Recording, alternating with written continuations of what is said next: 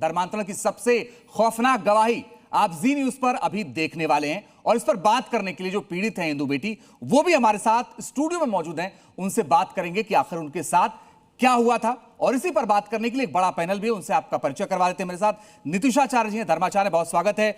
जय भगवान गोयल जी मेरे साथ हैं, अध्यक्ष हैं यूनाइटेड हिंदू फ्रंट के।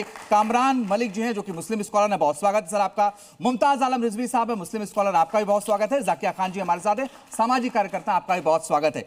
लेकिन पहला सवाल आपसे मैं करना चाहता हूं, आपको कब पता चला कि आप फंस गई हैं?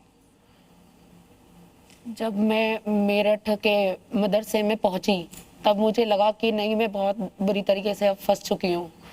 क्योंकि जब वहाँ पर नवीन आया और ये बताया कि वो, वहीं पर मेरे को पता पड़ा कि वो मुस्लिम मतलब फैमिली से है, और उसने ये कहा कि तुमको मेरे परिवार वालों तब तुम्हें अपनाएंगे जब तुम कुरान पढ़ना सीख लोगी, उर्दू और नमाज पढ़ना सीख लोगी।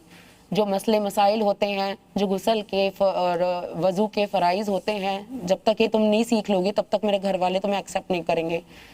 बस वहाँ से वो चला गया, तब मुझे लगा कि मैं बहुत बुरी तरीके से फंस चुकी हूँ इस जगह।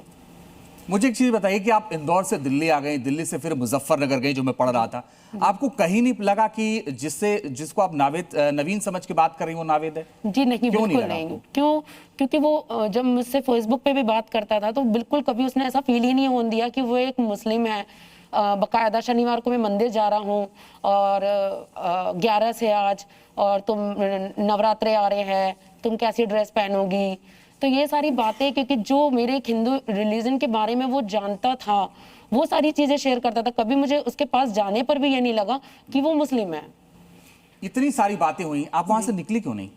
वहां से क्योंकि इतनी बुरी तरीके से फंस गई थी। क्योंकि जब नवीन नावेद जब मेरे पास में मेरठ में आया था, तब उसने ये मुझे रियलाइज कराया कि देखो, तुम अपने घर से भाग चुकी हो, अगर तुम वहां दोबारा जाओगी तो या तो तुम मार दी जाओगी या फिर तुम्हारे लिए बहुत मुश्किल हो जाएगा, क्योंकि अब तुम्हारे घर वाले अब तुम्हें अपनाएंगे नहीं।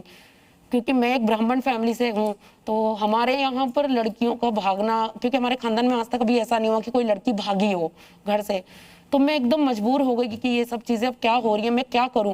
ना मेरे पास फोन है, ना मेरे पास पैसे हैं, और जिस मदरसे में हमें रखा जाता था वो आगे से पूरी तरीके से पैक था, और सिर्फ एक छोटा सा गेट हुआ करता था जिसमें हम जा सकते थे। ये बात 2013 की है, जब मैं मौलाना कलीम सिद्दीकी के मदरसे में मेरठ में मुझे भेजा गया था।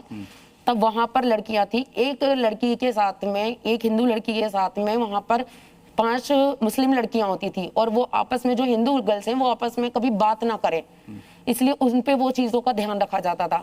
और बाहर की तरफ पूरा का पूरा कवर्ड था, और छत पे जो छत हुआ करती थी उस पे भी बहुत ऊंची ऊंची दीवारें थी, जिसमें कि बस आसमान के अलावा हमें दिख नहीं सकता था कि क्या गली है, क्या मोहल्ला है, या कुछ भी।